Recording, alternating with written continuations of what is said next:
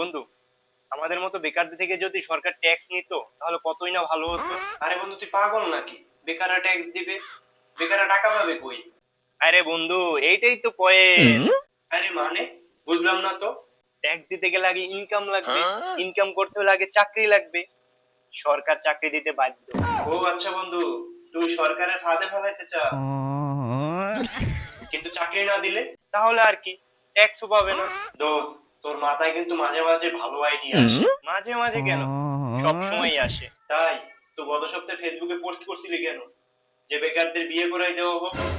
এটা বলার কারণ ছিল সংসারের চাপে সবাই চাকরি করছে, আর কাজ না পেলে তখন তারা সংসার চালানোর জন্য নতুন নতুন উপায় আবিষ্কার করবে।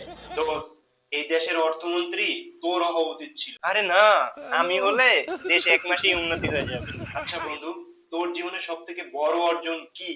একদিন সকাল 8টায় ঘুম থেকে উঠছিলাম, তারপর তারপর আর কি, আবার ঘুমিয়ে পড়ছি। চাকরি তো আর নাই। দোস্ত, তোরে নিয়ে গবেষণা করা উচিত। গবেষণা করে কি হবে? বেকার বিজ্ঞান নামে নতুন গবেষণা চালু হবে।